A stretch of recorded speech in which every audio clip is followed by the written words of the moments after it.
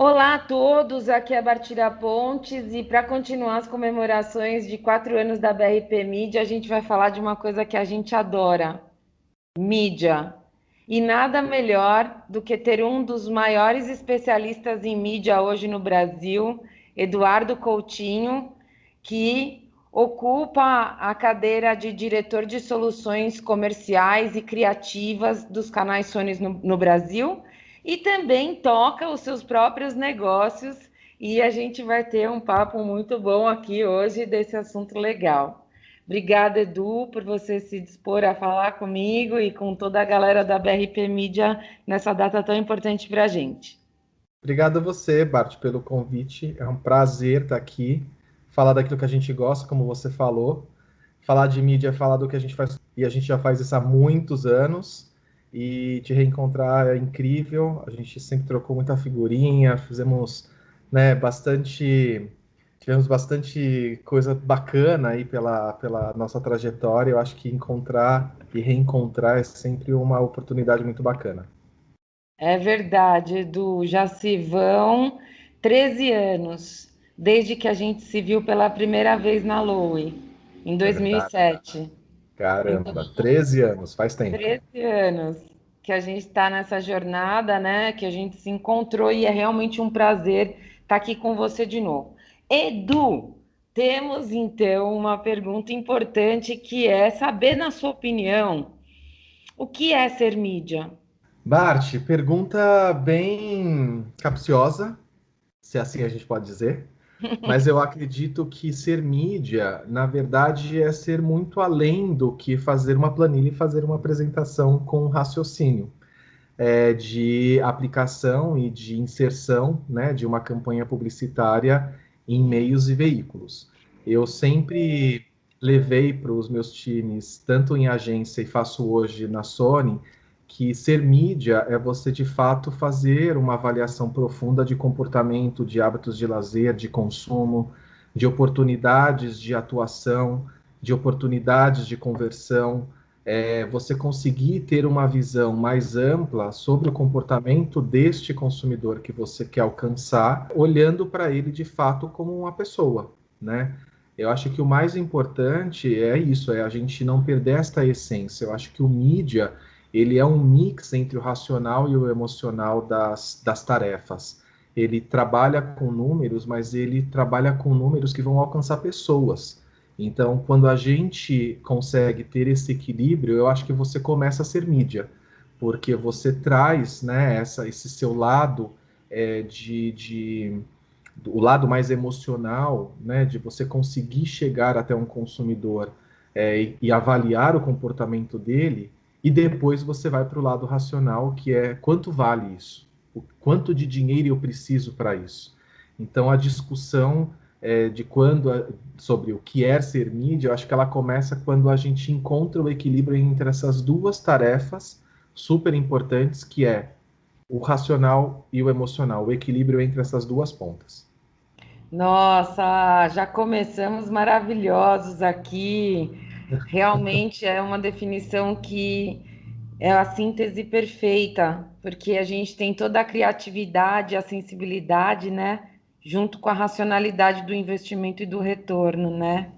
Muito lindo. Total, Bart. E eu acho que é isso, porque no final do dia, o mídia, ele recebe, né, quando a gente olha a cadeia do processo criativo e de planejamento estratégico dentro de uma agência, ou mesmo dentro de um veículo ou num anunciante, ele normalmente está fazendo parte quase da última etapa, né? Então você às vezes tem no anunciante, o desenvolvimento de produto, definição do target, aí você tem toda a cadeia de marketing e distribuição.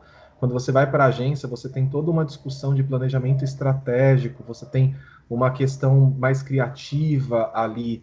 E às vezes o mídia está fazendo parte de uma etapa um pouco mais à frente do início, né? De todo esse processo um pouco mais aberto. Mas quando chega até ele, ele não pode apenas pegar a informação e racionalizar. Ele tem que trazer para dentro dele o entendimento, né, da questão psicológica, comportamental, para que ele possa de fato entender onde aquela mensagem que então foi pensada como é e onde é que ela tem que ser aplicada, né? Por isso que muitas empresas e agências e veículos e anunciantes hoje convidam mídia para participar do processo do começo, né? Pela importância dele na tomada de decisão do budget de mídia, né? Muito bom. E aí, Edu, tudo isso, e a gente iniciou a nossa jornada profissional bem nesse momento em que as mudanças estavam se tornando cada vez mais aceleradas, e eu queria saber, na sua opinião, quais são as mudanças que você mais sente aí no dia a dia com relação ao próprio comportamento das pessoas, do público-alvo e também dos veículos, do anunciante, dessa cadeia aí das agências, no momento em que a gente está hoje? Bart, hoje a gente pode falar que é tudo mais complexo, né? Acho que essa palavra ela está super atual e ela realmente pode ser aplicada em muitos casos. Eu acho que a melhor forma da gente definir hoje o que está acontecendo é a complexidade, né? Eu acho que a grande mudança é isso. Você não tem um único caminho a seguir, você tem 15 caminhos a seguir. Cabe aí a inteligência emocional de analisar os 15 caminhos e conseguir escolher pelo menos três para você testar, né? Porque você não vai conseguir encontrar o caminho certo de primeira. É muito difícil. Na verdade, não vou colocar essa máxima de que você não vai encontrar. Tem alguns aí que encontram o caminho certo na primeira, mas eu vou falar, eu nunca encontrei. Eu acho que eu vou tentando, eu vou tentando, eu vou tentando, eu vou testando, eu vou testando, eu vou testando, até encontrar um caminho que faça mais sentido. Então, eu acho que hoje o que a gente está vendo nessa complexidade é essa necessidade de realmente encarar esse momento com prazer, com alegria, com um pouco mais de calma, porque tá difícil para todo mundo, né? Não tá fácil para ninguém. Então, isso está acontecendo, acho que para todas as pontas que fazem parte da cadeia da publicidade, e ter esta consciência dá, acho que, um pouco mais de calma para a gente realmente falar, tá, deixa eu respirar agora e avaliar, então, quais são os possíveis caminhos que vão me levar até o caminho certo, né? Então, filosofei um pouco aqui, mas eu acho que é importante Não, nesse muito momento, bom. porque é um pouco desse sentimento que eu tenho quando eu olho o quão complexo a gente hoje tem esse cenário multitela, transmídia, com muitas oportunidades de fazer integração de marca, formatos inúmeros, players inúmeros. Nada é mais só um, dois ou cinco. Agora a gente começa a falar, são 15, 20, 30, né? Consumidores que fazem cada vez mais parte de grupos com comportamentos diferentes. Então, tudo é um pouco mais complexo, né? Eu acho que olhar essa teia de cima e saber que ela existe e saber que você vai ter que escolher uma, duas ou três ali para você testar, eu acho que pode ser uma forma da gente encarar a complexidade com um pouco mais de paz no coração. Ah, é muito bom. E, Edu, dentro desse gancho que a gente ficou aqui batendo esse papo, até chegar nesse lugar aqui de fazer esse registro tão bonito, essa história, né? Eu acho que você trouxe essa história da mudança também desse público, por exemplo, os clientes que você atende hoje como profissional nos canais Sony, são públicos que precisam de um alcance grande, rápido, que era mais fácil de Uhum. ser realizado. Então, você citou alguma coisa assim, temos que ter um público todo mundo. Eu queria que você Sim. falasse um pouquinho desse público todo mundo, que eu achei genial, e a provocação aí de como então hoje, num mundo complexo, com alguns caminhos, será que temos o conjunto que tínhamos do Uhum. alcance do público todo mundo? Eu brinco do público todo mundo porque eu acho que essa é a primeira pergunta que você precisa fazer para o teu cliente, né? Qual é o seu público todo mundo? Porque aí você consegue identificar alguns territórios para conseguir falar. E aí, na verdade, né, Bart, se a gente for lembrar aqui do nosso dia a dia de agência, é o famoso construção ou fortalecimento de awareness, né? Então, assim, o público todo mundo é esse que você vai construir ou fortalecer o seu awareness. E aí, trabalhar o engajamento é a segunda parte dentro desta estratégia, que ela vai ser pensada para alguns clusters específicos. Então, eu acredito sim que ainda é possível você falar com o público todo mundo. O importante é você primeiro se ele se faz necessário dentro da sua estratégia. Porque muitas vezes você tem situações em que o briefing vem com 5, 10 targets, e cada um com uma necessidade, e cada um com uma estratégia. Mas espera aí, então eu não teria um público todo mundo que eu consiga ter aqui uma base e depois eu consiga construir ações táticas e profundas de engajamento com cada um deles, porque senão fica uma situação meio que insustentável de você tentar falar com todo mundo querendo falar em grupos. Aí vira aquela mensagem que não chega para ninguém, né? Então eu brinco que o público todo mundo é isso, é você conseguir ter essa identificação primeiro com o cliente, de saber eu tenho que ter isso aqui, né? Esta é a minha primeira necessidade, e depois ter uma discussão um pouco mais profunda com relação a esses outros targets que fazem parte, muitas vezes, da construção da imagem da marca, construção de posicionamento, de reforço de posicionamento, algumas bandeiras que a marca quer levantar ou quer trazer para a discussão, né? Eu brinco, eu trabalhei durante muitos anos com marcas femininas. A gente tinha um target de todo mundo. E depois eu tinha ali, ou com base na campanha, ou com base em algum insight de comportamento de consumidor, a gente identificava quais eram esses grupos e criava ações de engajamento específicas para aquelas mulheres, né? Mas eu não deixava de ter o target de todo mundo, porque aí eu consigo entregar o resultado para o cliente da visibilidade, da alta cobertura rápida no espaço curto de tempo. Eu consigo entregar alguns KPIs que eles vão cumprir e deixar o cliente um pouco mais tranquilo, porque ele está vendo. A campanha está sendo percebida, porque o engajamento ele às vezes leva tempo.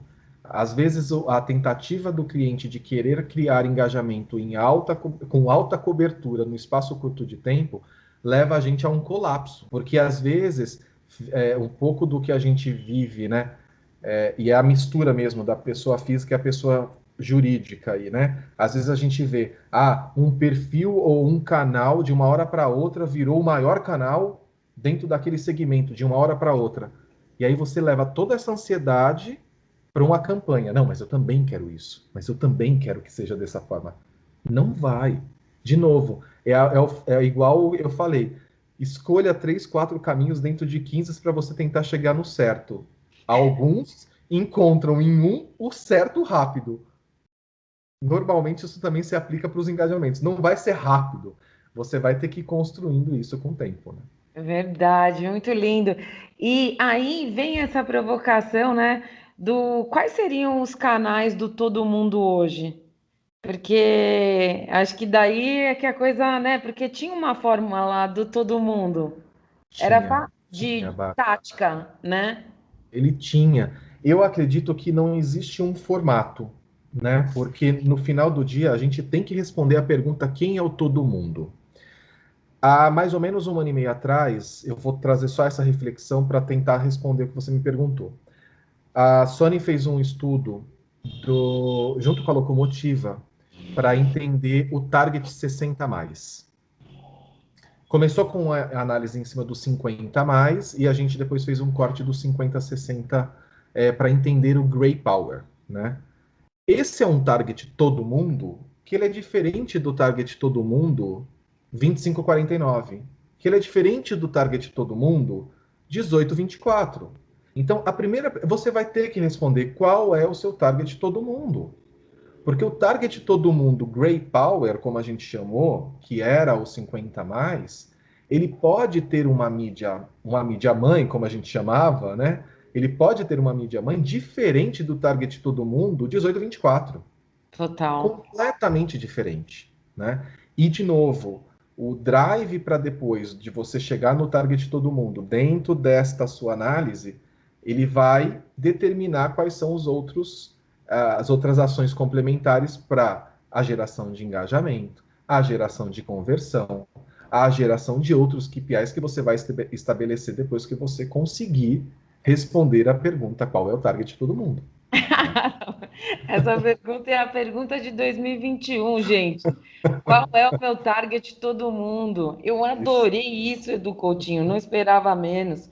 É, vamos ver aqui, no nosso roteirinho de perguntas. Boa. Bom, Edu, e o título desse vídeo pretende ser algo como Ser digital não é ser mídia, né, meu colega? Então, Perfeito. como é que a gente, nesse mundo em que qualquer pessoa com cartão de crédito ou pagando um boleto chega numa ferramenta e escolhe lá o seu público-alvo, todo mundo, escolhe o formato, bota o dinheiro, não fala com nenhuma pessoa, seja para trocar ideia do que vai fazer, ou seja para comprar, e compra e vira mídia num clique.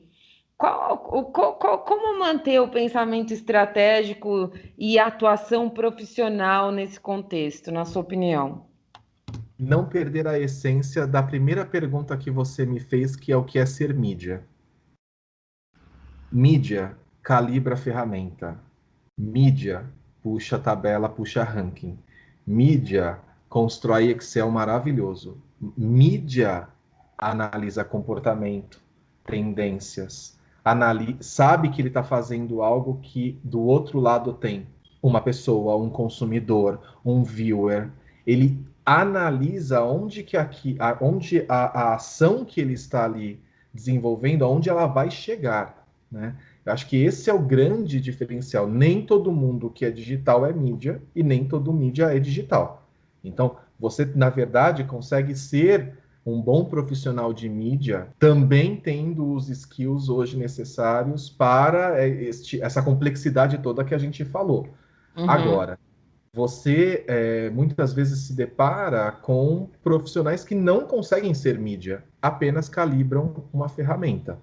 Acho que o grande insight, né, para hoje os mídias é não perder a essência mesmo, da gente ter uma discussão construtiva e saudável e inteligente, rica ali com o cliente, com o veículo, sobre o comportamento mesmo da audiência daquele canal, do seguidor daquele perfil, sobre o leitor daquele jornal, ou daquele site ou daquele blog, sobre você ter uma discussão mais produtiva, porque senão você fica só em cima do formato, você fica só em cima do quanto de dinheiro você vai colocar e quantos números você vai alcançar, não são quantas pessoas, são quantos números, né? Assim, de novo, acho que a gente perde um pouco a essência do mídia quando a gente pensa só no racional, né? É o que eu quando a gente começou aqui a conversar, eu falei do equilíbrio desses dois pontos, o racional e o emocional. A gente não pode perder isso, né? No final do dia, a campanha tem que dar resultado, tem que dar resultado. Mas assim, o que é que de fato eu estou fazendo e não a ferramenta está fazendo? A ferramenta, ela está fazendo o que você manda, mas se você não tiver uma análise do que é que de fato você vai colocar ali como informações ou qual é a estratégia, o caminho que você vai percorrer para conseguir alcançar aquelas pessoas, de fato você não vai conseguir ser um bom mídia, né? Dentro desse momento em que, ou na verdade, não vai conseguir se diferenciar dentro desse momento em que todo mundo acha que é mídia, que é só Uhum. colocar, como você disse, ter um cartão de crédito e colocar um número lá e se transformar em mídia, né? Muito bom. Eu queria concluir, então, com você, Edu, que a gente chegou aqui em todos os pontos que a gente planejou, que é aquela pergunta também para fechar aí o nosso papo, que assim, como você, um profissional experiente, que já atendeu segmentos diversos, públicos diversos, como que essa experiência como mídia te diferencia, te agrega hoje como um executivo de uma empresa de mídia global, como um dono de negócio que precisa usar a mídia como ferramenta de geração de receita, de reconhecimento e tal? Como é que ser do coaching profissional contribui aí para esses dois papéis que você vem desenvolvendo? Bart, eu acho que o insight que eu dou, e é da forma hoje que eu me coloco na empresa, eu acho que Eu acredito que era dessa forma também que eu me colocava na agência. Eu faço parte do time que está jogando, sabe? Eu faço parte do time que está no campo. Eu não estou no banco reserva. Eu faço parte do time que está correndo na bola para fazer gol. Eu tô ali. Tô ali correndo atrás junto e sei do meu papel dentro desse time para conseguir chegar no resultado, né? Eu acho que o grande ponto do mídia é ele ter esta consciência de que ele faz parte desse time, assim como os outros departamentos que são essenciais para o negócio da agência fluir, né? E o mais importante, às vezes, o mídia é o atacante, sabe? Super importante ali na hora da finalização. E por que que eu falo isso? É ele que está administrando o budget, o orçamento do cliente. É para ele que o cliente muitas vezes vai perguntar: eu estou colocando tanto de investimento e quanto eu vou ter de resultado? E este cara tem que ter esta consciência de que a resposta dele é muda o jogo, muda o jogo. E de novo, né, é importante a gente falar sobre isso, porque da mesma forma que não é a ferramenta, não é o sistema, não é só calibrar e ter um número, que você precisa ir atrás, né, da avaliação do comportamento, de entender as tendências e quais são as oportunidades para chegar no consumidor, aquele plano que você também está apresentando, ele pode mudar o rumo da empresa. Então, aquilo muitas vezes é o que vai fazer a empresa chegar no número dela, né? Então, eu sempre me coloquei muito dessa forma. Eu lembro que quando eu trabalhava com o mercado imobiliário, ficava acompanhando ali, tipo, toda sexta-feira, reporte do pessoal de vendas, lá do plantão de vendas, para saber quantas unidades tinham vendido. E aí eu lembro que era um desespero na agência quando falavam assim: suspende a campanha que vendeu tudo. Era um desespero para a gente, porque a gente não tinha mais o orçamento daquela campanha. Só que eu falava, cara, que legal, né? A Deu gente conseguiu certo. na pré-venda acabar com tudo. Então eu enxergava aquilo como um desafio. Tá, então qual vai ser o próximo lançamento? Vamos levar uma nova oportunidade? Aham. Vamos pensar de uma outra forma? Ou muitas vezes eu trabalhava com um cliente gigante e que a minha felicidade era ir no ponto de venda, num supermercado e ver as pessoas com produto no carrinho. Eu falava, que legal! E eu sempre falava assim, eu lancei essa variante aqui. Tem mais 10 variantes da mesma marca. O cara foi lá e comprou essa variante. Então, e é uma variante nova. Então, ele comprou porque ele deve ter assistido o comercial, ele foi impactado pelo projeto, ele, sabe? Então, essa coisa da gente sentir parte do time, de demonstrar para o cliente que, cara, e conquistar, sabe, essa empatia com o cliente, dele saber que você tá ali torcendo pela vitória dele também, sabe? Que é tua no final do dia. Eu acho que isso é muito bacana. Eu tive um cliente na época. Que vendia ainda por 0,800.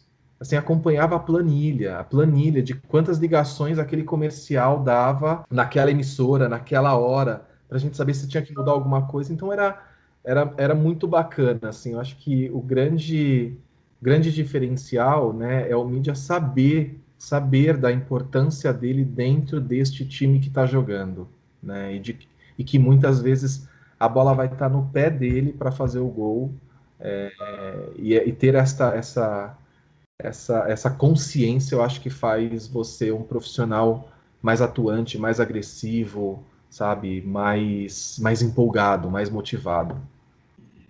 Ah, muito bom, Edu Coutinho. Muito obrigada por você compartilhar a sua experiência, a sua visão sobre o nosso mercado de mídia.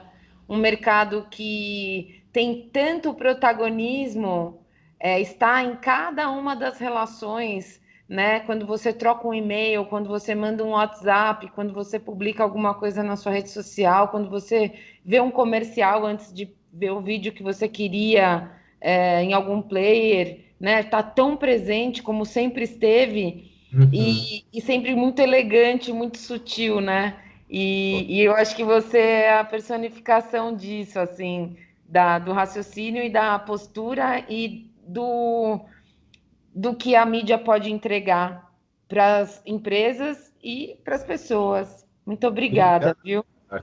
Não, obrigado você, primeiro pelas palavras aí. É muito bacana escutar, porque você me conhece, né? Eu vou aqui desenrolando o raciocínio e as coisas vão surgindo e vem de uma forma, sabe, de dentro, uma inspiração mesmo. Então é bacana escutar isso para saber como é que essa mensagem está chegando do outro lado. E é muito gratificante estar aqui batendo esse papo com você, porque faz a nossa cabeça também fazer um processo de refresh, parece que dá uma Não é mistura, tipo, é isso, dá um liquidificador ali, aí algumas coisas vão para lá, outras para cá, e a gente consegue depois ir organizando tudo isso. E eu sempre eu falo isso, né, para os meus amigos, para os meus familiares, para quem trabalha comigo. Eu acho que esse momento, né, de reflexão, que a gente pode chamar da forma que quiser, né, seja bater papo, reflexão, entrevista, enfim, a gente tem que encontrar esses momentos em que você deixa a cabeça fluir. Parece que dessa forma a gente refletindo consegue sair melhor e com mais insights e mais empolgado. Obrigado mais uma vez pela oportunidade, viu? Obrigada a você. Mua. Beijo.